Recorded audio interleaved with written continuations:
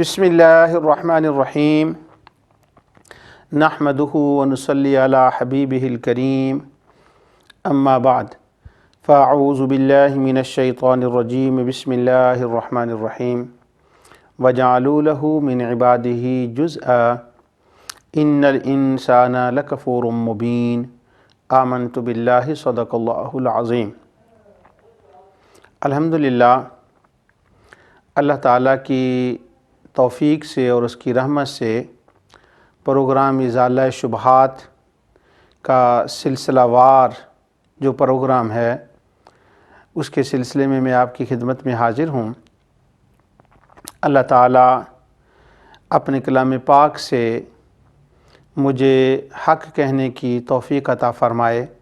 کلام پاک تو حق ہی ہے، لیکن اس کی ایکسپلینیشن اور بیان کرنے میں مجھے اللہ تعالیٰ حق کہنے اور سمجھنے اور بیان کرنے کی توفیق عطا فرمائے۔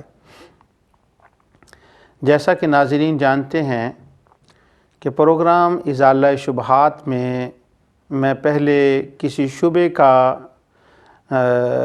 جو بیان ہے وہ بیان کرتا ہوں کہ شبہ کیا ہے، اور اس کے بعد اس کے ازالے کی طرف آتے ہیں۔ گزشتہ پروگراموں میں مسئلہ علم غیب کے اوپر جو شبہات تھے اس سلسلے میں نے کچھ تفصیل سے عرض کیا تھا، اور اس کے ساتھ مسئلہ علم غیب کے ساتھ جس دوسرے مسئلے کا تعلق مسئلہ حاضر ناظر ہے اس کا بھی ذکر کیا تھا، اور ساتھ یہ ذکر کیا تھا کہ یہ حاضر ناظر ماننا یا رسول اللہ صلی اللہ علیہ وسلم کا علم غیب ماننا یہ سرے سے شرک نہیں بنتا، تو یہ ایک شبہ ہے جس کو شرک کہا گیا ہے۔ تو اسی سلسلے کی دوسری کڑی جو ہے، آج ایک میں نیا ٹاپک شروع کر رہا ہوں۔ اس ٹاپک کا معروف معنوں میں نام ہے مسئلہ نور و بشر، اور مسئلہ نور و بشر کے اندر جو شبہ وارد کیا جاتا ہے وہ یہ ہے کہ نبی اکرم نور مجسم صلی اللہ علیہ وسلم کو نور ماننا، اور خاص کر نور من نور اللہ ماننا، اور یہ کہنا کہ وہ اللہ تعالیٰ کے نور سے ہیں، یہ عقیدہ شرکیہ ہے۔ اس کے اوپر چند نشستیں ہوں گی۔ یہ مسئلہ چونکہ کافی طویل ہے اور اس کے اوپر ایک نشست میں ظاہر بات نہیں ہو سکتی، تو اس کے اوپر انشاءاللہ اللہ تعالیٰ کی توفیق سے چند نشستیں ہوں گی۔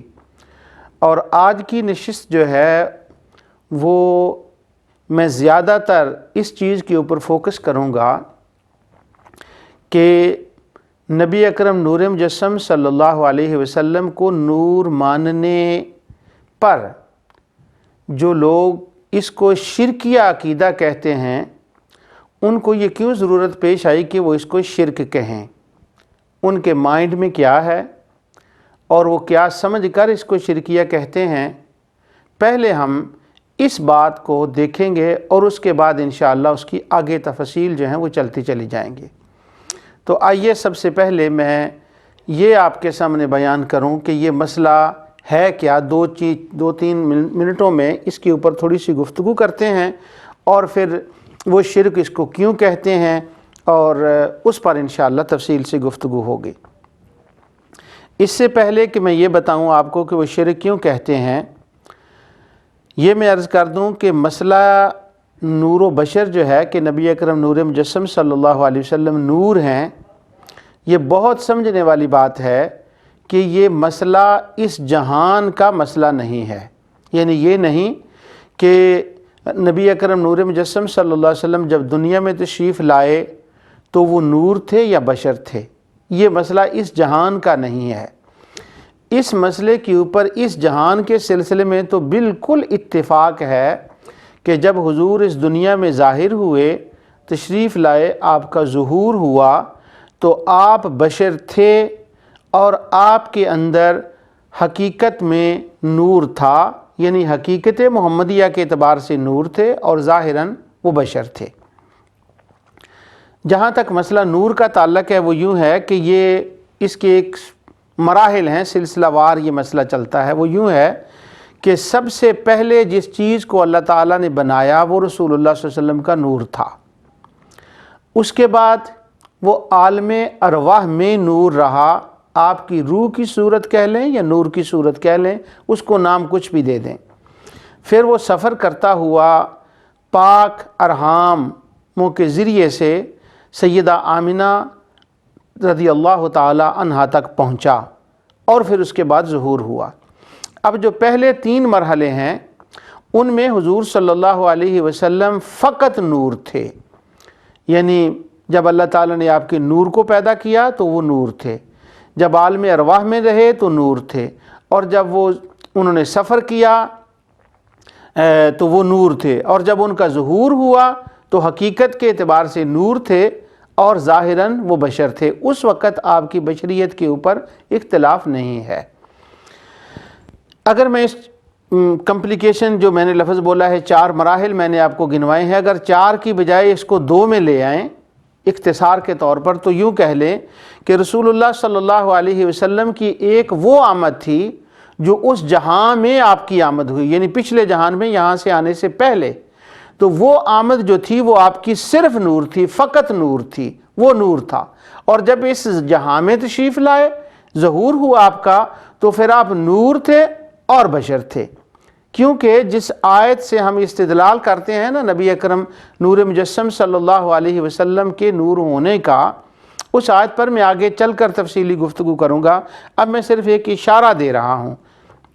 یہ جو میں نے کہا ہے نا کہ 2 جہانوں میں اس کی، اور 2 بار آپ آئے، اس بات پر میں بات کرنا چاہتا ہوں۔ اس آیت میں یوں ہے کہ قد جاءکم من اللہ نور و کتاب مبین، تمہارے پاس اللہ کی طرف سے نور آیا اور کتاب مبین آئی۔ یہ بات میں بعد میں بتاؤں گا کہ نور کتاب ایک چیز ہے یا 2 الگ الگ چیزیں ہیں، یہ انشاءاللہ میرے خیال میں تیسری نشست پر بات ہوگی۔ یہاں اس وقت جو میں یہاں سے بات عرض کرنا چاہتا ہوں وہ فقط اتنی ہے کہ قرآن کی آمد بھی 2 بار ہوئی ہے، قرآن بھی مرحلہ وار آیا ہے، اور اس طرح اسی قرآن کے ساتھ قد جاءکم من اللہ نور و کتاب مبین، کتاب بھی آئی اور نور بھی آیا۔ تو کتاب کے آنے کے بھی مراحل ہیں کہ پہلے جب کلام الہی کا ظہور ہوا، پھر وہ لوح محفوظ میں آیا، اور لوح محفوظ کے بعد وہ پہلے آسمان پر آیا، پھر پہلے آسمان کے بعد وہ دنیا میں اس کا ظہور ہوا، وہ آیا۔ تو جیسے قرآن کے آنے کے مراحل ہیں، وہ کئی مرحلوں میں آیا ہے، اس طرح مصطفیٰ علیہ السلام بھی کئی مرحلوں میں آئے ہیں۔ پہلے وہ کسی اور جہان میں آئے، پھر وہاں سے سفر کیا، پھر ان کا ظہور ہوا۔ جیسے کلام الہی پہلے اللہ تعالیٰ سے ظاہر ہوا، اس نے کلام فرمایا اپنی شان کے مطابق، پھر وہ لوح محفوظ سے پہلے آسمان پر منتقل ہوا، پھر اس دنیا میں آیا۔ تو قد جاءکم من اللہ نور و کتاب مبین میں قرآن اور نور کا ایک ذکر ہے، کلام الہی بھی اس طرح سے آیا، مرحلہ وار آیا، اور نور مصطفیٰ بھی مرحلہ وار آیا۔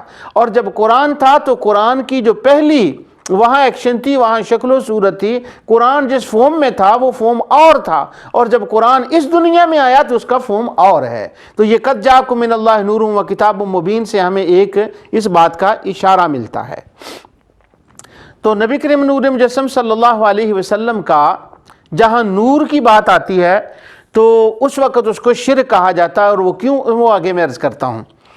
اسی سے ایک ملتی جلتی اس موضوع کا میرے موضوع کے ساتھ براہ راست تعلق نہیں ہے، لیکن تھوڑا سا بنتا ہے، وہ یہ کہ نور کا مسئلہ جو ہے، ہم اس کو یوں کہتے ہیں کہ نور کا اظہار اس وقت ہوا جب آپ پچھلے جہاں میں تھے، کامل صرف فقط نور کا، اور جب آپ معراج پر گئے تو سدرۃ المنتہا کے بعد اسی نور کا پھر ظہور ہوا وسراجا منیرا کی صورت میں۔ لیکن جو خوارج علماء ہیں، چونکہ وہ پچھلے جہاں کے نور کو نہیں مانتے، اس لیے وہ جب معراج کی بات آتی ہے تو سدرۃ المنتہا کے اوپر کا جو نبی اکرم نور مجسم صلی اللہ علیہ وسلم کا سفر ہے، بی اور اے خوارج اس کو سرے سے تسلیم نہیں کرتے، بلکہ اب سی کے جتنے ماڈرن اسکالر آ رہے ہیں وہ بھی اس کو نہیں مانتے۔ وہ کہتے ہیں سدرۃ المنتہا کے اوپر کی شاعرانہ باتیں ہیں، ان کا قرآن و سنت میں کوئی ثبوت نہیں ہے۔ اس وقت میں وہ ثبوت عرض نہیں کروں گا کہ ہے کہ نہیں، صرف میں یہ بات کرنا چاہتا ہوں کہ جہاں جہاں نور مصطفیٰ کی بات آتی ہے، چونکہ ان کو وہ شرک سمجھتے ہیں، شرکیہ عقیدہ، تو وہیں اس کا انکار کر دیا جاتا ہے۔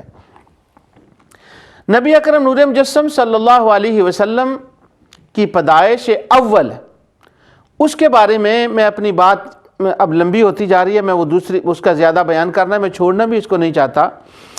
حافظ ابن کثیر نے البدایہ والنہایہ میں ایک روایت لکھی ہے، بالکل ابتدا میں پہلی جلد میں۔ جو البدایہ والنہایہ پڑھنے والے ہیں وہ جانتے ہیں کہ حافظ ابن کثیر نے اس کی ابتدا میں مخلوقات پیدا کیسے ہوئی اس کی ابتدا کا ذکر کیا ہے۔ پھر وہ ملائکہ کا ذکر کرتے ہیں، جنات کا ذکر کرتے ہیں، عرش و کرسی کا ذکر کرتے ہیں، پھر اولیت کا ذکر کرتے ہیں کہ سب سے پہلے کیا چیز بنی، اس پر وہ بحث کرتے ہیں۔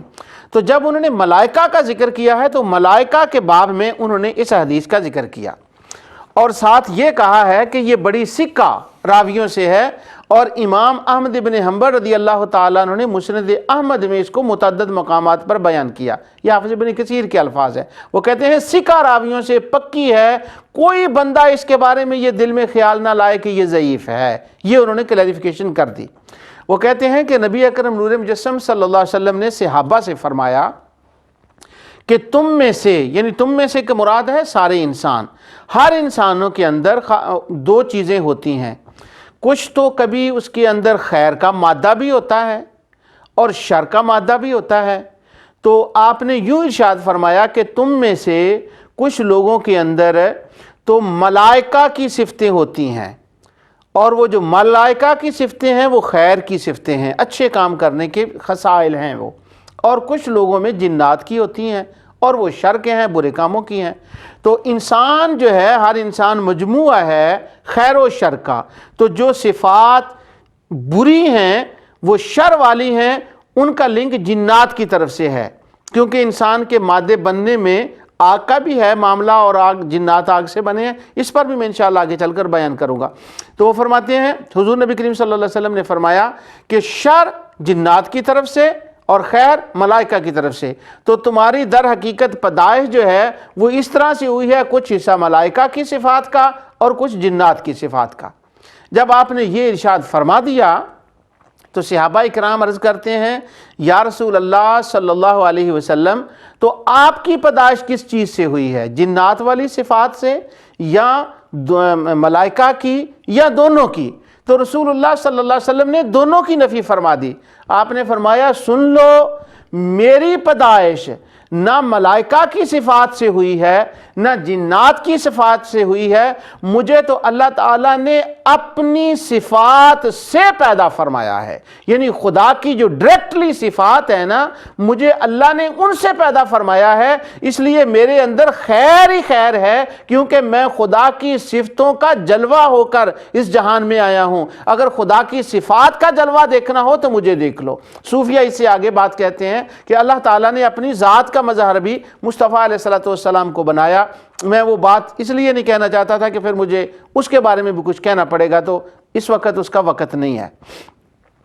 یہ تمام باتیں عرض کرنے کے بعد اب سب سے پہلے یہ سوچیں، دیکھتے ہیں کہ جو خوارج علماء ہیں وہ نبی اکرم نور مجسم صلی اللہ علیہ وسلم کو نور ماننے میں شرک کیوں کہتے ہیں اور ان کے دلائل کیا ہیں۔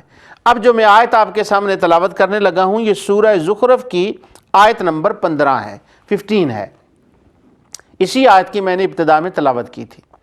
اللہ تعالیٰ ارشاد فرماتا ہے، وَجَعَلُوا لَهُ مِنْ عِبَادِهِ جُزْءًا، مشرکوں کے بارے میں اللہ تعالیٰ فرماتا ہے انہوں نے یعنی مشرکوں نے کیا کیا کہ اللہ تعالیٰ کے بندوں کو اس کا جز بنا دیا، اللہ تعالیٰ کی ذات کا جز بنا دیا۔ اب جز کا ترجمہ میں آگے چل کر کرتا ہوں، جز آ کا معنی میں فی الحال جز ہی کر رہا ہوں۔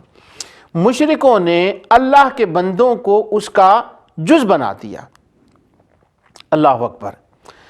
ان الانسان لکفور مبین، بے شک انسان تو بڑا کھلا ناشکرا ہے۔ اب خوارج علماء جب اس آیت کی تلاوت کرتے ہیں تو وہ کہتے ہیں کہ انہوں نے اللہ کا جز قرار دیا مشرکوں نے، تو وہ مشرک ہو گئے۔ جب اہل سنت و جماعت یا صوفیہ کہتے ہیں کہ نبی اکرم نور مجسم صلی اللہ علیہ وسلم نور ہیں، تو بڑی صراحت کے ساتھ وہ کہتے ہیں نور من نور اللہ، کہ وہ اللہ کے نور سے ہے۔ سو نور من اللہ کے نور سے ہے۔ تو جب اللہ کے نور سے کہا تو من کا مطلب یہ ہوتا ہے کہ وہ اللہ کا حصہ ہیں، جیسے کہ اس آیت میں آیا ہے وَجَعَلُوا لَهُ مِنْ عِبَادِهِ جُزْءًا، انہوں نے اللہ کا حصہ بنا دیا۔ تو نور کہنے سے شرک اس لیے لازم آتا ہے کہ جیسا مشرکوں نے اپنے معبودوں کو اللہ کا حصہ بنایا تھا، جب نور رسول اللہ صلی اللہ علیہ وسلم کو کہیں گے نور من نور اللہ کہ وہ اللہ کے نور سے بنے ہیں، تو یہ بھی اللہ تعالیٰ کے نعوذ باللہ جسم کا لفظ نہیں میں کہنا چاہتا، کہ وہ بھی ایک اللہ کے جسم کا حصہ ہیں، یعنی اللہ تعالیٰ نے یہاں سے کچھ لیا اپنے جسم سے اور اس سے حضور کو بنا دیا۔ اس طرح نبی کریم صلی اللہ علیہ وسلم اللہ کا حصہ اور جز بنتے ہیں، لہٰذا اس لیے رسول اللہ صلی اللہ علیہ وسلم کو نور ماننا یہ شرک ہے۔ یہ دلیل اس کے اوپر دی جاتی ہے۔ آگے چلنے سے پہلے میں جز جو لفظ ہے، میں نے عرض کیا تھا کہ جز کا معنی میں آپ کو بتاؤں گا، جز کا معنی کیا ہے اس کو ذرا قرآن کریم سے دیکھ لیں۔ اتفاق یہ ہے کہ جز قرآن کریم میں صرف 2 مرتبہ یہ لفظ آیا ہے، ایک سورہ زخرف میں اور سورہ بقرہ میں، دوسری جگہ پر جز کا معنی کلیئر کر دیا گیا ہے، آگے بھی میں اس کا بیان کرتا ہوں۔ اللہ تعالیٰ فرماتا ہے، مشہور واقعہ ہے، میں واقعہ بیان نہیں کرتا، ٹائم بہت تیزی سے گزر رہا ہے۔ اللہ تعالیٰ فرماتا ہے وَإِذْ قَالَ إِبْرَاهِيمُ رَبِّ أَرِنِي كَيْفَ تُحْيِي الْمَوْتَىٰ، کہ حضرت ابراہیم علیہ السلام نے عرض کیا یا اللہ تو مجھے دکھا کیسے زندہ کرتا ہے۔ یہ مشہور بات ہے، آپ نے سنی ہے۔ تو اللہ تعالیٰ نے ان کو حکم دیا کہ تم 4 پرندے لے لو، ان کو ذبح کر لو، پھر کیا کرو ثُمَّ اجْعَلْ عَلَىٰ كُلِّ جَبَلٍ مِّنْهُنَّ جُزْءًا، تو پھر ان کو کیا کرو کہ ان کے جو اجزاء ہیں، جز ہیں، ان کو آپس میں ایک دوسرے میں مکس کر دو، یعنی اس پرندے کا کچھ گوشت لو، اس کا کچھ جز لو اور اس میں ڈال دو، اور اس کا کچھ جز لو تو وہ اس میں ڈال دو۔ تو جز کا معنی ہوتا ہے کسی کے جسم کا حصہ جدا کرنا، یہ جز کا معنی ہے۔ تو وہ اس کے جسم کا حصہ ہو تو وہ جدا کر دیا جائے تو اس کو جز کہتے ہیں۔ تو ابراہیم علیہ السلام نے اس طرح سے کیا، تو جز کا معنی ہے جسم سے اس کے حصے کو جدا کر دینا۔ تو وہ کہتے ہیں جب نور من نور اللہ کہا تو نعوذ باللہ اللہ تعالیٰ کا جو بھی اس کی شان کے مطابق اس کی آیت ہے، جیسے بھی اللہ تعالیٰ ہے، تو جب اس نے جدا کیا نور محمد صلی اللہ علیہ وسلم کو تو یہ شرک ہو گیا۔ اب یہاں میں جز کا ایک معنی بتانے کے بعد پہلے یہ بتا دوں، چاہے کافی باتیں ہیں، اب مجھے یہ نہیں اندازہ ہو رہا ہے کہ میں پہلی کون سی بتاؤں، جو میں نے ترتیب کی قائم کی ہے اسی کے مطابق میں عرض کرتا ہوں۔ سب سے پہلے یہ دیکھ لیں کہ جز جو ہے اللہ تعالیٰ کا وہ کنوں نے بنایا تھا اور جز کیسے بنتا ہے، اور کیا ہم جب رسول اللہ صلی اللہ علیہ وسلم کو جز کہتے ہیں تو وہی معنی ہوتا ہے جس معنی کا یہ ذکر آ رہا ہے۔ اللہ تعالیٰ نے ارشاد فرمایا یا اہل الکتاب لا تغلوا فی دینکم ولا تقولوا علی اللہ الا الحق، اے اہل کتاب یعنی عیسائیو دین میں غلو نہ کرو۔ یہ غلو کا معنی بھی مجھے اب میرا دل چاہتا ہے کہ میں غلو کا معنی بھی یہاں بیان کروں، کیونکہ جب ہم نعتیں پڑھتے ہیں تو کہ یا نبی اکرم نور مجسم صلی اللہ علیہ وسلم کا ذکر کرتے ہیں تو تانا دیا جاتا ہے تم غلو کرتے ہو، اور یہ آج پیش کی جاتی ہے کہ غلو کرتے ہو ذکر مصطفیٰ میں، نور مان کر بھی غلو کرتے ہو، لیکن چھوڑے بہرحال۔ اچھا آگے اللہ تعالیٰ فرماتا ہے، میں یہ بیان کر رہا ہوں کہ جز کس کو کہتے ہیں۔ انما المسیح عیسی ابن مریم رسول اللہ و کلمتہ، بے شک عیسیٰ ابن مریم اللہ تعالیٰ کا رسول ہے اور اس کا کلمہ ہے۔ القاہا الی مریم، اللہ تعالیٰ نے حضرت مریم کی طرف القاء کیا، وروح منہ، اور وہ اس کی روح ہے۔ اب یہ سورۃ النساء کی 171 آیت ہے۔ تو اللہ تعالیٰ فرماتا ہے وروح منہ، وہ اس کی روح ہے۔ اب جو عیسائی ہیں ان کا اس میں جو غلو کا عقیدہ ہے وہ اس کا رد کیا جا رہا ہے کہ اللہ حضرت عیسیٰ علیہ السلام وہ نہیں ہیں جو تم مان رہے ہو۔ تو عیسیٰ علیہ السلام کیسے اللہ تعالیٰ کا ان کو عیسیٰ علیہ السلام کو وہ کیسے جز مانتے تھے؟ تو غلو کیا تھا؟ وہ یہ ہے، اس کا بیان اسی اگلی سورت سورہ مائدہ میں اللہ تعالیٰ فرماتا ہے 72 آیت میں کہ لَقَدْ كَفَرَ الَّذِينَ قَالُوا إِنَّ اللَّهَ ثَالِثُ ثَلَاثَةٍ۔ یہ جز کا معنی میں آپ کو بتا رہا ہوں کہ اللہ تعالیٰ کا جز کیسے بنتا ہے۔ تو عیسائیوں نے کیا وہ کہتے ہیں کہ اللہ تعالیٰ کی ذات 3 چیزوں کی بنی ہوئی ہے، نعوذ باللہ من ذالک، کہ جب خدا لفظ کہتے ہیں تو وہ 3 چیزیں ہوتی ہیں۔ ان کا نام انہوں نے رکھا ہے، ایک کا نام ہے فادر، اور ایک کا نام ہے ہولی گوسٹ اور ایک کا نام ہے بیٹا۔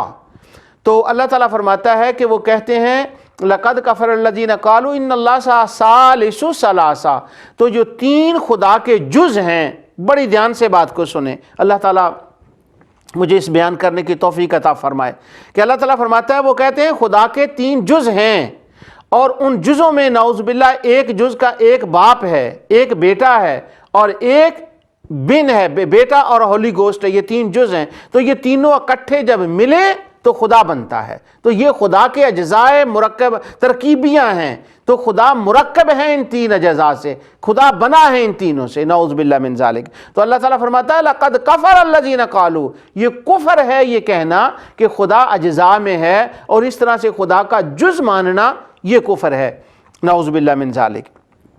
دوسری جز کی مثال اللہ تعالیٰ فرماتا ہے وَجَعَلُوا لِلَّهِ شُرَكَاءَ الْجِنَّ خَلَقَهُمْ وَخَرَقُوا لَهُ بَنِينَ وَبَنَاتٍ بِغَيْرِ عِلْمٍ سُبْحَانَهُ وَتَعَالَىٰ عَمَّا يَصِفُونَ، کہ مشرکین جو تھے انہوں نے جنات کے بارے میں کہا کہ یہ خدا کی بیٹیاں ہیں اور خدا کے بیٹے ہیں، تو یہ خدا کا جز ہیں کیونکہ اولاد ماں باپ کی جز ہوتی ہے۔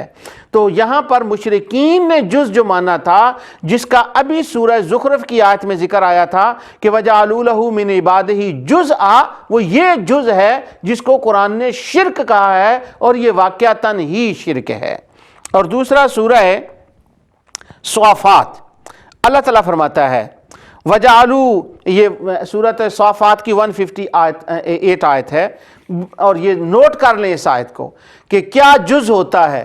وَجَعَلُوا بَيْنَهُ وَبَيْنَ الْجِنَّةِ نَسَبًا، اللہ تعالیٰ فرماتا ہے کہ تم نے تو مشرکوں کو کہہ رہا ہے تم نے جنوں کو خدا مانا، خدا کی بیٹے بیٹیاں قرار دیا، اور وَجَعَلَهُ بَيْنَهُ وَبَيْنَ الْجِنَّةِ نَسَبًا، اور جنات اور جننیوں کو خدا کا تم نے نسبی رشتہ اس کے ساتھ قائم کر دیا کہ تم بھی یعنی تم نے یہ کیا کہ وہ جنات اس کا جز ہیں، اس کی اولاد ہیں، اور نسبی رشتہ ہے دونوں کے درمیان میں۔ وہ جو آیت سورہ زخرف کی ہے اس کے اندر اس چیز کو بیان کیا گیا ہے کہ جز خدا کا ماننا یہ شرک ہے، لیکن جو ہم کہتے ہیں کہ رسول اللہ صلی اللہ علیہ وسلم اللہ نور من نور اللہ، وہ نعوذ باللہ نہ اولاد ہے، نہ اس کا جز ہے، نہ اس کے جو بھی اس کی شان کے مطابق اس کی کیفیت ہے اس کا وہ حصہ ہے، یہ بات تو ہم سرے سے مانتے ہی نہیں، تو نور ماننے سے شرک کیسے پیدا ہو گیا؟ اب اس کی میں تفصیل آگے جا کر عرض کرتا ہوں۔ دوسرا، وہ خوارج علماء جو اس سے بڑا نقطہ نکالتے ہیں، وہ کہتے ہیں کہ اللہ تعالیٰ نے فرمایا کہ وَجَعَلُوا لَهُ مِنْ عِبَادِهِ جُزْءًا، اس کے بندوں کو اس کا جز قرار دے دیا، اور من جو لفظ ہے یہ ہے اللہ تعالیٰ کے قرار دینا کہ اس کی ذات سے وہ بنا ہے۔ یہ میں گھبرا رہا ہوں لفظ بولتا ہوا، اللہ تعالیٰ میرا مولا مجھے معاف فرمائے کہ یہ کیا سوٹیبل الفاظ ہیں، کیونکہ جس لفظ کو بھی میں چنتا ہوں اس میں کوئی نہ کوئی دوسرا معنی نکلتا ہے، جو بھی اس کی شان کے مطابق اس کی شان ہے، اس کی ذات ہے، تو اس کی ذات کا حصہ وَجَعَلُوا لَهُ مِنْ عِبَادِهِ، ذات کا حصہ، تو جب نور کہا تو اللہ تعالیٰ کی ذات کا حصہ بن گیا، تو یہ بھی شبہ ہے، یہ بیان کیا جاتا ہے، لکھا جاتا ہے، اور یہ شبہ غلط ہے۔ قرآن کریم کی اب میں 2-3 آیتیں آپ کو اس پہ کوٹ کرتا ہوں کہ لفظ من سے نور من نور اللہ شرک نہیں بنتا، اور اس کا ہم معنی کیا لیتے ہیں۔ اللہ تعالیٰ فرماتا ہے کہ فَإِذَا سَوَّيْتُهُ وَنَفَخْتُ فِيهِ مِن رُوحِي فَقَعُوا لَهُ سَاجِدِينَ، یہ سورہ ہجر میں بھی آیت آئی ہے اور سورہ صاد کے آخر میں بھی آیت آئی ہے۔ اللہ تعالیٰ نے فرمایا کہ جب آدم میں روح اپنی پھونک دوں، من روحی، اپنی روح، مجھ سے جو روح ہے اس کو میں پھونک دوں تو تم نے سجدہ کرنا ہے۔ اب یہاں جو من روحی آیا ہے، میری روح، تو کیا من کا مطلب یہ ہوگا کہ اللہ تعالیٰ نے حضرت آدم علیہ السلام کے اندر اپنی روح نکال کر اس کے اندر پھونک دی تھی، اور کیا وہ ذات الہی کی روح تھی جو حضرت آدم علیہ السلام کے اندر چلی گئی؟ نعوذ باللہ من ذالک۔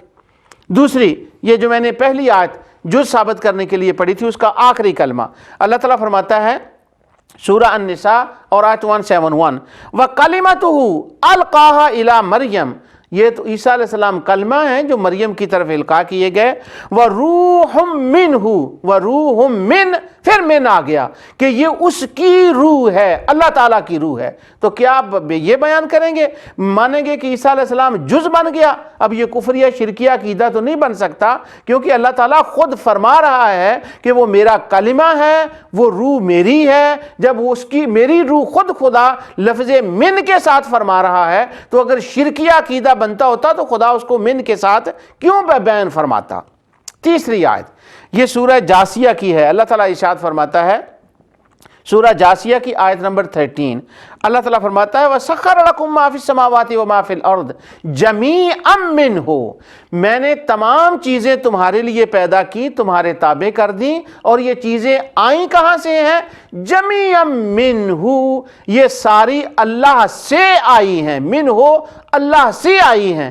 اگر من کا معنی ہر جگہ یہ ہو کہ وہ اللہ کی ذات کا حصہ ہیں، تو ان تینوں آیتوں میں من کا کیا معنی ہوگا کہ من روحی، میری روح، وَرُوحٌ مِّنْهُ، اس کی روح. اور پھر فرمایا وَسَخَّرَ لَكُم مَّا فِي السَّمَاوَاتِ وَمَا فِي الْأَرْضِ جَمِيعًا مِّنْهُ، ساری چیزیں اس سے ہیں. تو کیا معنی بنے گا کہ یہ ساری چیزیں خدا ہو گئیں اور یہ شرک بن گیا؟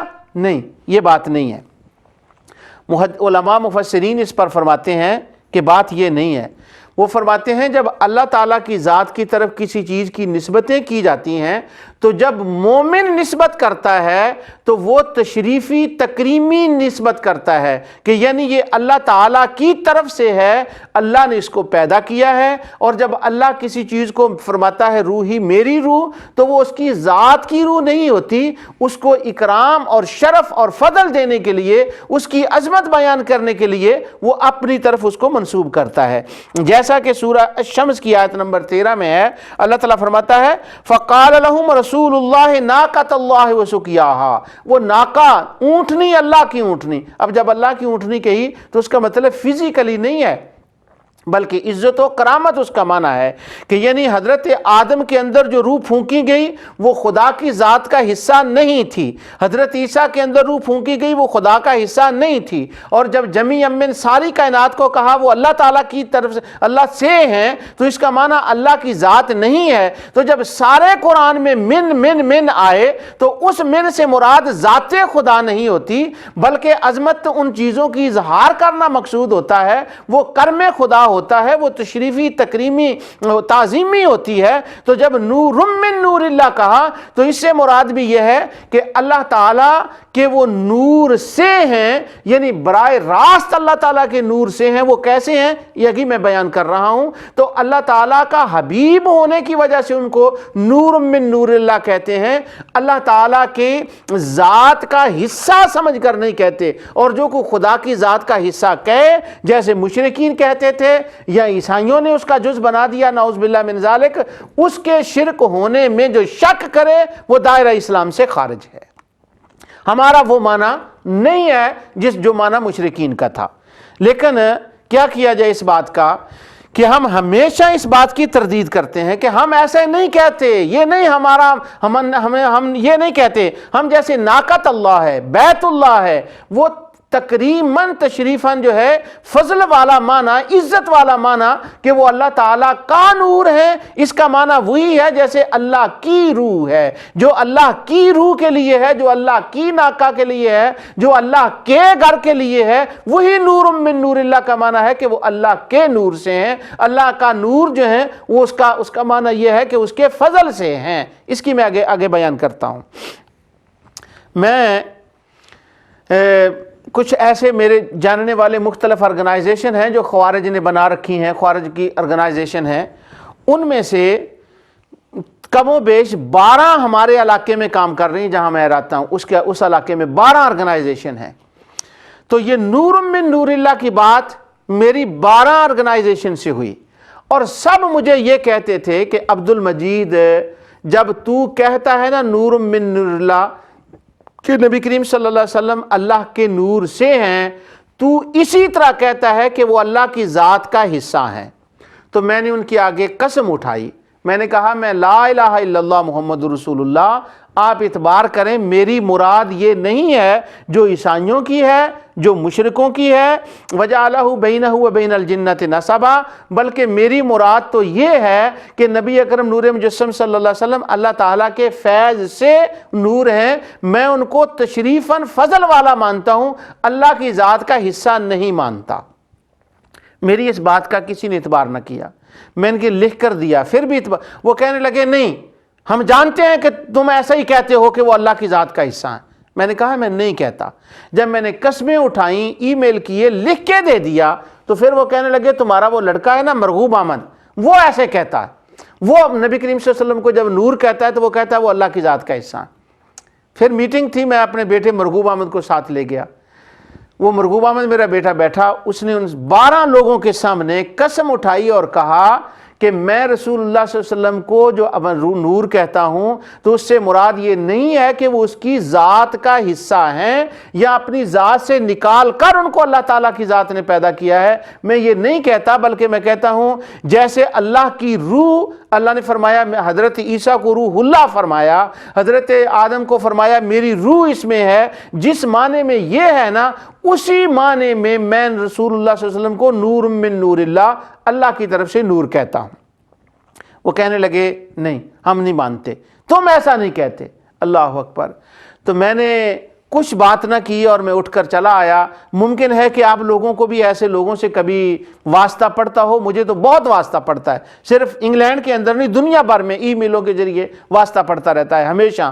تو لیکن میں پھر آج نور ٹی وی قبلہ پیر علاء الدین صدیقی صاحب نے ایک بڑا سٹیج مہیا کر دیا ہے اپنے عقائد بیان کرنے کے لیے، اور میں اللہ کا شکر ادا کرتا ہوں کہ یہاں پر مجھے بیٹھ کر یہ پھر ٹی وی پر بیٹھ کر کہنے کا موقع ملا ہے، اور یہ میں اعلان کر رہا ہوں کہ کائنات اہل سنت کے اندر خدا کی قسم اللہ تعالیٰ کی ذات کا حصہ رسول اللہ صلی اللہ علیہ وسلم کو نہیں مانتے، نہ اولاد مانتے ہیں، نہ خدا کا حصہ مانتے ہیں، وہ اس کا نور مانتے ہیں، نور من نور اللہ تشریفاً تکریماً۔ اس کی تھوڑی وضاحت میں آگے چل کر کرتا ہوں۔ جب میں نے وہ وہاں سے اٹھا تو میں رستے میں سوچتا آ رہا تھا کہ میں کیا کہہ رہا ہوں، یہ اعتبار کیوں نہیں کر رہے اور یہ کیا الزام لگا رہے ہیں۔ تو مجھے سورہ کہف کی ایک آیت یاد آئی اور میں وہ تلاوت کرنے لگا۔ اللہ تعالیٰ نے فرمایا کبرت کلمتن، یہ آیت نمبر 5 ہے سورۃ کہف کی۔ اللہ تعالیٰ فرماتا ہے کبرت کلمتن تخرج من افواہہم ان یقولون الا کذبا، یہ کتنی بڑی بات کہہ رہے ہیں، کتنا بڑا کلمہ کہہ رہے ہیں اپنی زبانوں سے۔ کبرت کلمتن تخرج، کتنا نکال رہے ہیں تم نکال رہے ہو، ان یقولون، یہ جو تم کہہ رہے ہو نا کہ ہم ان کو اللہ تعالیٰ کی اولاد جز مانتے ہیں، یقولون الا کذبا، یہ تو جھوٹ ہے جھوٹ ہے جھوٹ ہے، ہم نہیں مانتے نہیں مانتے نہیں مانتے رسول اللہ صلی اللہ علیہ وسلم کو نور من نور اللہ جز کے طور پر نہیں مانتے۔ اب آپ انتظار کر رہے ہوں گے اس بات کا، تو پھر اس کا معنی کیا ہے؟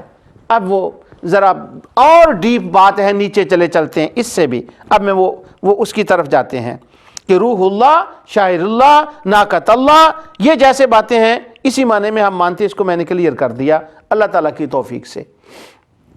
اب بات کیا ہے؟ وہ نور جو ہے وہ کیا؟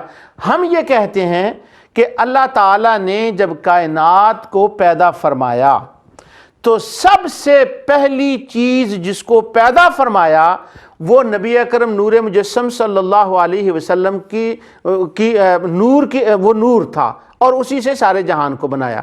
مثال اس کی میں یوں دیتا ہوں کہ ایک مادہ میں ماڈرن لینگویج میں کہہ رہا ہوں کہ اللہ تعالیٰ نے جب پہلی چیز کو پیدا فرمایا ایک مادہ بنا، وہ مادہ روح مصطفیٰ تھی، اس کو نام کہہ لیں، یا وہ نور مصطفیٰ تھا، اس سے ساری کائنات بنی ہے، لیکن وہ اللہ تعالیٰ کی ذات کا حصہ نہیں تھا۔ اور وہ کیا تھا؟ اب وہ سنیے، اس کے اوپر میں اللہ تعالیٰ کی توفیق سے گفتگو کرتا ہوں۔ اللہ تعالیٰ ارشاد فرماتا ہے انما امرہ اذا اراد شیئا ان یقول لہ کن فیکون۔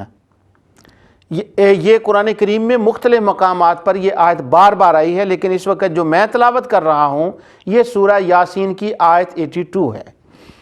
اللہ تعالیٰ فرماتا ہے کہ اس کی شان یہ ہے کہ جب وہ کسی چیز کا ارادہ فرماتا ہے تو اس سے فرما دیتا ہے کن، ہو جا، فیکون، وہ ہو جاتی ہے۔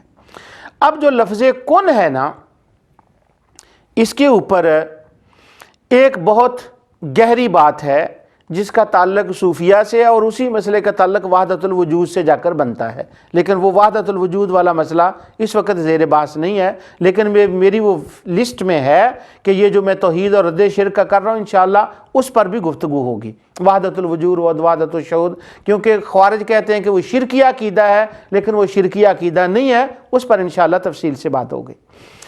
اب جب کن ہے تو کن کا استعمال قرآن کریم میں مختلف مقامات پر مختلف معنوں میں ہوا ہے۔ پہلے ان میں سے سارے نہیں، بات سمجھ آئے گی کہ 2-3 چیزوں کے لیے میں اس کا عرض کرتا ہوں۔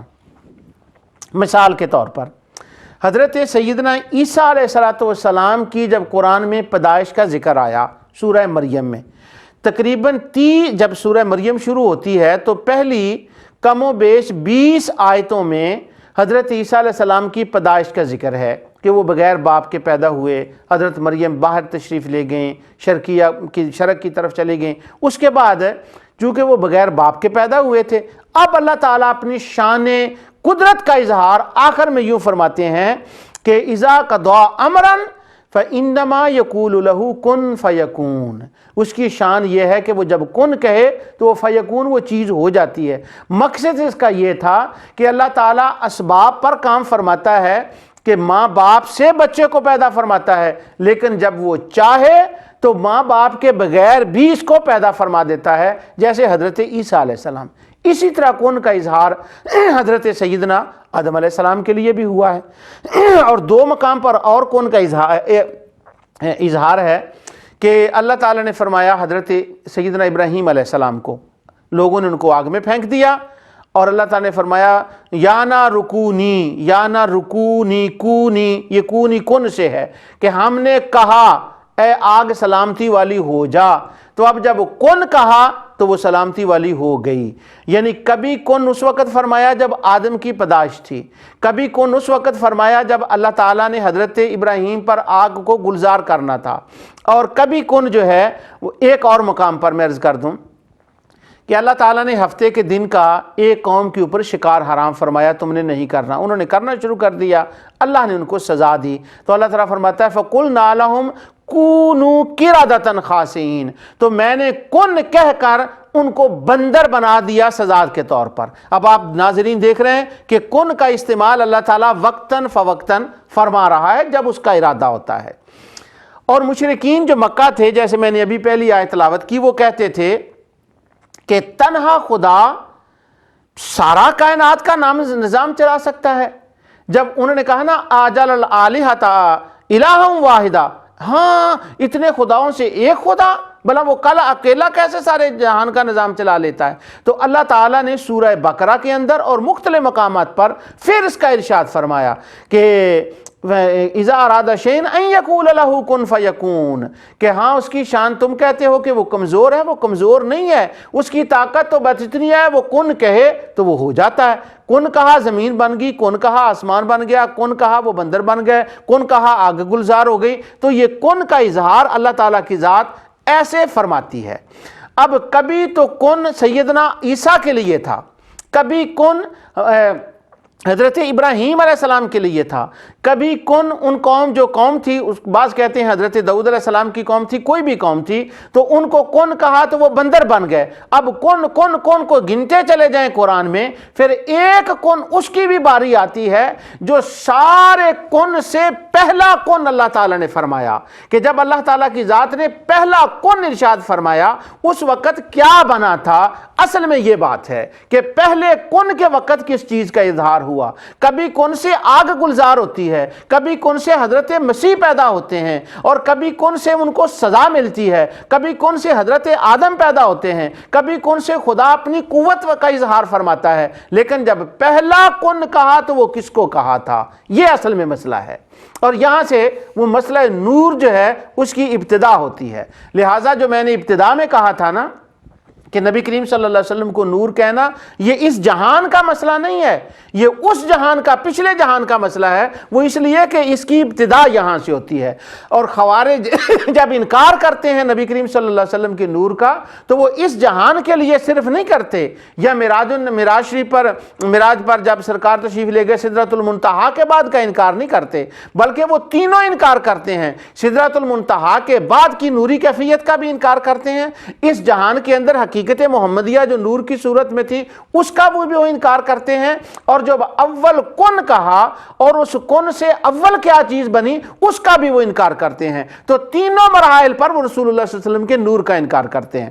وہ کرتے کیوں ہیں؟ کہ ان کے ذہن میں یہ شبہ پڑ گیا ہے کہ اگر نور من نور اللہ، اللہ کا نور کہیں اور حضور کو نور کہیں تو وہ وہی بات بن جائے گی جو مشرکوں نے کہا تھا آیت 15 میں سورہ زخرف میں کہ وَجَعَلُوا لَهُ مِنْ عِبَادِهِ جُزْءًا، کہ وہ خدا کی ذات کا جز بن جائیں گے۔ تو یہ تو میں نے کلیئر کر دیا کہ اس عقیدے کے ساتھ ہم نہیں کہتے۔ اب کس عقیدے کے ساتھ کہتے ہیں ابھی اس کا میں بیان کر رہا ہوں۔ لیکن اگر پھر بھی اس کو کوئی نہ مانے تو وہ اس کی مرضی رہ گئی۔ پہلی بات یہ ہے کہ انما امرہ اذا ارادہ، جب وہ ارادہ فرماتا ہے، شیئن، اس کا معنی چیز بھی ہے اور اس کا معنی چاہنا بھی ہے۔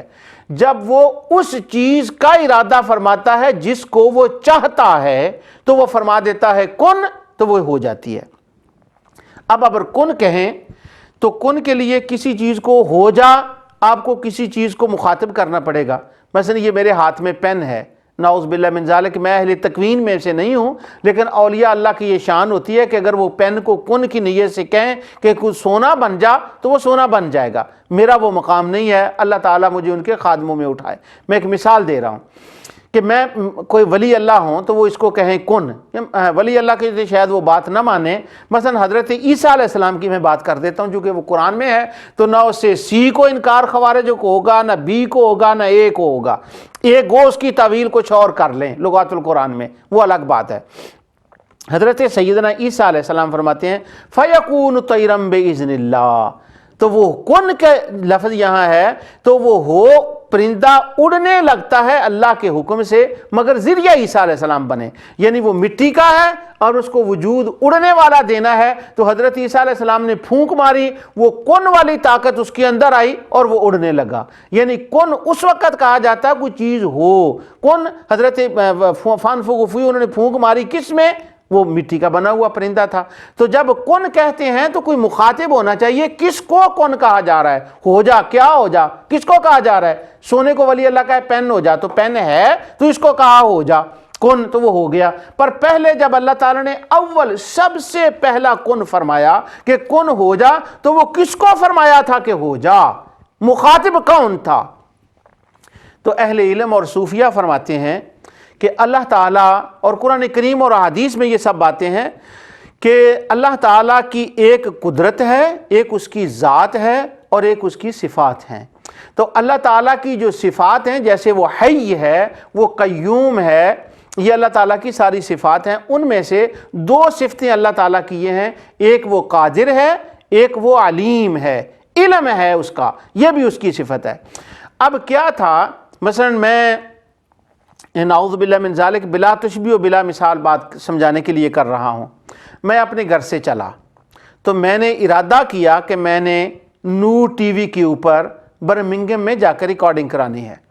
تو اب میں نے پہلے سوچا کہ میں نے جانا ہے، پہلے میرے وہ ارادے میں بات آئی، علم میں تھی، وہ میری قوت علم کے اندر تھی۔ اب اس کے بعد میں گاڑی پر بیٹھا اور ڈرائیونگ کی اور میں برمنگھم میں آ گیا۔ تو جب نور ٹی وی پر آیا تو اب ریکارڈنگ ہونے لگی۔ تو اب اس کے اندر تین مرحلے ہو گئے، ایک تھا ارادہ، ایک اس کا ذریعہ، اور تیسرا اس کا رزلٹ۔ رزلٹ کیا تھا؟ ریکارڈنگ۔ لیکن یہ جو آنا تھا نا، ریکارڈنگ کرانی تھی، پہلے یہ ارادہ تھا، میرے علم میں تھا، لیکن جب وہ علم میں تھا تو اسی وقت میں نے ریکارڈنگ نہیں کرا دی تھی، اس کا آگے جا کر مرحلہ دوسرا آیا۔ اسی طرح اللہ عز و جل اس کی شان کے مطابق اس نے کائنات کو پیدا فرمانا تھا، یہ اس کے علم میں تھا، اس کی علم کی لہر میں تھا، اس کے ارادے میں تھا، اس کے پروگرام میں تھا۔ اب اس کا اس نے اظہار فرمانا تھا، پھر اس کا رزلٹ ہونا تھا کہ وہ کائنات نے پیدا ہونا تھا۔ اب جب اللہ تعالیٰ کے ارادہ، اس کو کہتے ہیں علم الہی، اللہ تعالیٰ کی علم کے لہر میں یہ سارا پروگرام تھا۔ اب جب پہلا کن اللہ تعالیٰ کی ذات نے فرمایا تو فرمایا کن۔ اب جب اللہ تعالیٰ کی ذات مخاطب ہو رہی تھی تو وہ کس کو مخاطب ہو رہی تھی؟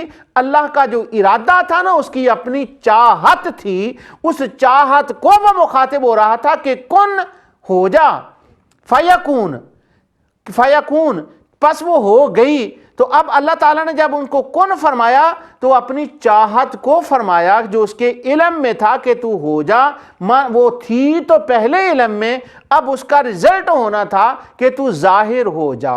یہ اس کا معنی تھا کہ علم الہی سے ظاہر ہو جا اور اس کائنات کے اندر آ جا۔ اب جب پہلا کن اللہ تعالیٰ کی ذات نے فرمایا تو وہ پہلا کن کیا تھا؟ یہاں پر یہ بات بنتی ہے، ہم یہ کہتے ہیں کہ جب پہلا کن فرمایا تو اس پہلے کن سے نور مصطفیٰ صلی اللہ علیہ وسلم وجود میں آ گیا۔ جیسا کہ امام مصنف عبدالرزاق کے اندر یہ روایت آتی ہے، اب تم پہلے تو مصنف عبدالرزاق چھپا نہیں تھا، اب تو وہ چھپ گیا، صحیح راویوں کے ساتھ وہ روایت آتی ہے کہ نبی کریم صلی اللہ علیہ وسلم کا نور پہلے بنا اور اس نور سے کچھ قطرے گرے اور ان قطروں سے پوری کائنات مارز وجود میں آ گئی۔ یہ معنی ہے نور من نور اللہ کا کہ پہلا کن جب فرمایا تو پہلے کن کا جو رزلٹ نکلا، جو ظاہر ہوا، جو فیکون ہوا، وہ نور مصطفیٰ علیہ السلام تھا۔ تو چونکہ سب سے پہلے کن کے اظہار سے حضور علیہ السلام کا نور بنا، اس لیے ہم کہتے ہیں نور من نور اللہ، کہ خدا کی کائنات کی جو تخلیق کن کے بعد پہلی چیز مارز وجود میں آئی وہ نور من نور اللہ، وہ حضور کا نور تھا، اس لیے اس کو من نور اللہ کہتے ہیں کہ وہ اللہ کا نور ہے، لیکن اس کا معنی قطعی یہ نہیں ہے کہ وہ اللہ تعالیٰ کی ذات کا حصہ تھا، نعوذ باللہ من ذالک۔ یہ معنی ہے ہمارا، اور یہ معنی ہے نور من نور اللہ کا۔ اب جب خوارج علماء کے سامنے یہ بات آئی تو وہ اس کہتے ہیں کہ اول تخلیق، اول کن جو تھا اس سے نبی کریم صلی اللہ علیہ وسلم پیدا نہیں ہوئے، تو کیا پیدا ہوا؟ اب خوارج نے اس کے اوپر انٹرنیٹ کے اوپر ریسرچیں کی، کتب احادیث کو کھنگالا، اور وہ جو چونکہ نور حضور کو نہیں ماننا تھا اس کے انکار کے لیے مختلف چیزیں لائی گئی۔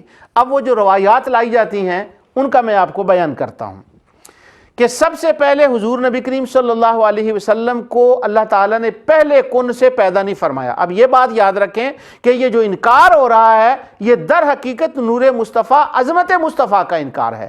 تو ہم پوچھتے ہیں کہ چلو جب پہلا کن فرمایا، یہ میں نے آپ کو بات وضاحت سے سمجھا دی کہ کن کا استعمال قرآن میں مختلف مقامات، مختلف جگہوں پر، مختلف مراحل میں ہوا اور مختلف مقاصد کے لیے ہوا۔ تو جب پہلا کن علم الہی نے، اللہ تعالیٰ نے علم الہی اپنے علم کو مخاطب کر کے کن فرمایا کہ ہو جا، تو پہلی چیز ظاہر کیا ہوئی؟ ہم تو کہتے ہیں وہ نور مصطفیٰ تھا، اسی سے قطرے گنے اور کائنات بنی۔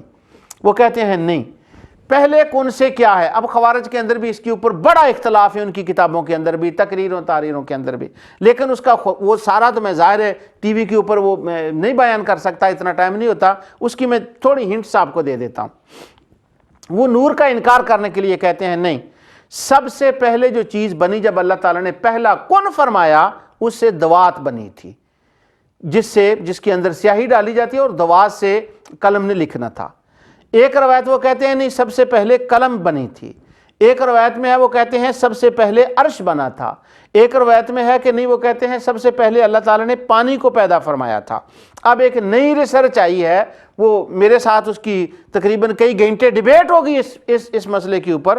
وہ ایک نوجوان لڑکا، اس نے کمپیوٹر اٹھایا ہوا تھا، وہ تمام احادیث کا جو ڈیٹا بیس ہے وہ اس کے اندر تھا، اور وہ مجھ سے کہہ رہا تھا نہیں، نہ پانی پہلے بنا ہے نہ قلم پہلے بنی ہے۔ میں نے کہا شیخ البانی نے کہا، وہ کہتا چھوڑیں البانی کو بھی، یہ نہیں بنے۔ میں نے کہا کیا بنا ہے؟ تو اس کی ماڈرن ریسرچ یہ تھی کہ سب سے پہلے تو اللہ تعالیٰ نے مچھلی کو پیدا کیا ہے، اور یہ سورۃ نون والقلم کی تفسیر کے اندر جو روایات آتی ہیں اہل علم ان میں سے دیکھ لیں، اس کا یہ تھا، وہ کہنے لگا کہ نہیں سب سے پہلے تو یہ بنا ہے۔ آخر وہ کئی لمبی مختلف حوالہ جات ان کی اسناد پر گفتگو کرنے کے بعد میں نے کہا کہ اتنی بات میں آپ کو بتا دوں، تو ساری ریسرچ سے یہ ثابت کر رہا ہے کہ سب سے پہلے جو ہے وہ مچھلی بنی ہے، اور میں کوشش کر رہا ہوں کہ پہلے کن سے نور مصطفیٰ بنا ہے۔ اس میں نبی کریم صلی اللہ علیہ وسلم کی عظمت کا اظہار ہے، جیسے اللہ تعالیٰ نے فرمایا نا وَنَفَخْتُ فِيهِ مِن رُوحِي، حضرت آدم کی روح کو اپنی روح فرمایا، اپنا حصہ نہیں اپنی روح فرمایا۔ اس سے مراد اس روح کی عظمت بیان کرنا تھا۔ ہم بھی کہتے ہیں کہ پہلے کن سے نور مصطفیٰ نکلا، اس سے نور مصطفیٰ عظمت مصطفیٰ ہے۔ اور اگر تمہارے خیال میں مچھلی پہلے بنی ہے تو میں ہار گیا اس مسئلے کے اوپر، میں آپ ناظرین کو بتا رہا ہوں، میں ہار گیا۔ وہ مچھلی کے اوپر اتنا زور دے رہا تھا، میں ہار گیا ڈیبیٹ میں۔ تو میں نے کہا میں کہتا ہوں نور مصطفیٰ پہلے کن سے تھا، تو مچھلی کہتا ہے اللہ یحکم بینہم یوم القیامت فیما کانوا فیہ یختلفون۔ اس کا فیصلہ اللہ کے اوپر رہنے دے قیامت کے دن، لیکن ایک بات یاد رکھ لے کہ میں حضور کو مانتا ہوں، قیامت کا دن آئے گا جب سفارش شفاعت کے لیے جانا ہو تو میں مصطفیٰ کے پاس چلا جاؤں گا، تو مچھلی کے پاس چلا جا، بس تجھے تیری مچھلی مبارک ہو اور مجھے مصطفیٰ مبارک ہوں۔ یہ بات کہہ کر میں نے کہا میں ہار گیا ڈیبیٹ میں، اور اس کو کوئی شرم آئی، پھر سوچنے لگا کہ ہاں یہ مچھلی کے اوپر میں اتنا زور دے رہا ہوں تو قیامت کے دن میں مچھلی کے پاس جاؤں گا اور مچھلی سے میں جا کر کہوں گا کہ میری سفارش کرے، شفاعت کرے۔ پھر اس کو کچھ ہوش آئی، بعد میں خدا بہتر جانتا ہے کہ وہ کیا بات ہوئی اور کیا نہیں۔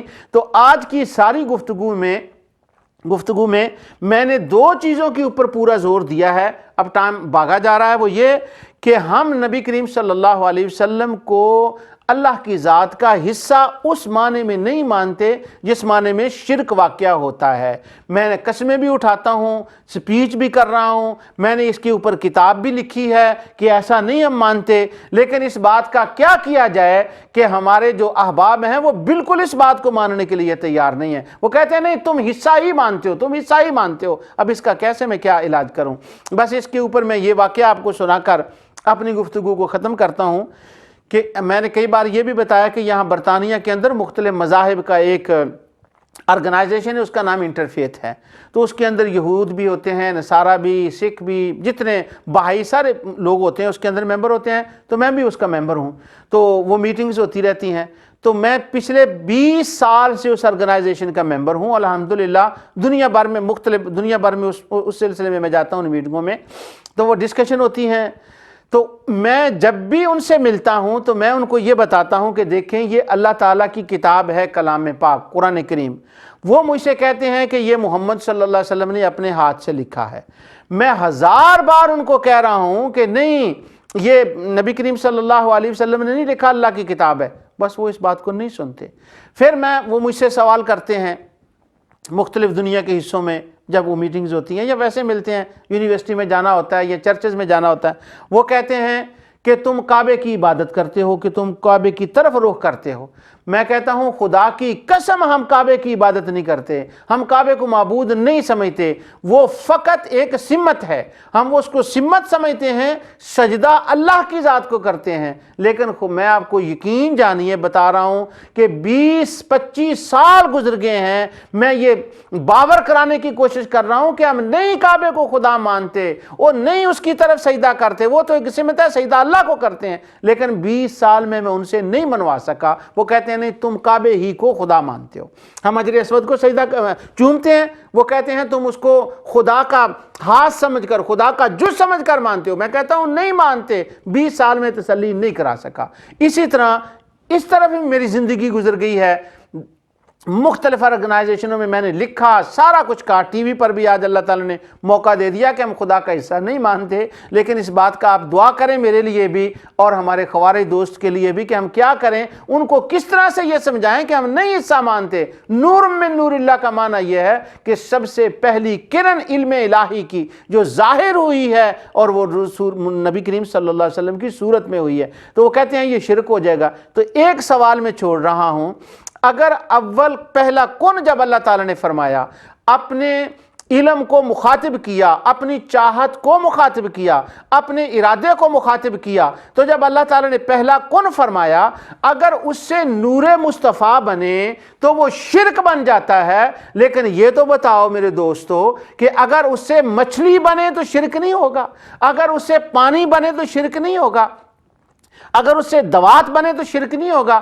اگر قلم بنے تو اس سے شرک نہیں ہوگا، اگر پہلی کن سے یہ چیزیں بنے تو شرک نہیں بنتا، تو نور مصطفیٰ بنے تو کیسے شرک بنتا ہے؟ امام ترمذی نے کتاب التقدیر کے اندر جو قلم والی روایت لکھی ہے، جس کو البانی سب سے زیادہ صحیح کہتے ہیں، اس میں ہے کہ قلم کو جب اللہ تعالیٰ نے پیدا فرمایا لکھ دے۔ اس نے کہا، عرض کیا کیا لکھوں؟ فرمایا جو کچھ ہو رہا ہے اس کو لکھ دے، اور جو ہونے والا ہے اس کو لکھ دے۔ اب قلم کو جو کہا جو ہو چکا ہے، تو اس کا مطلب یہ ہوا کہ قلم پہلی چیز نہیں ہے، قلم سے پہلے بھی کچھ ہو چکا تھا، اور وہ جو ہو چکا تھا وہ اول کن کا اظہار نور مصطفیٰ تھا۔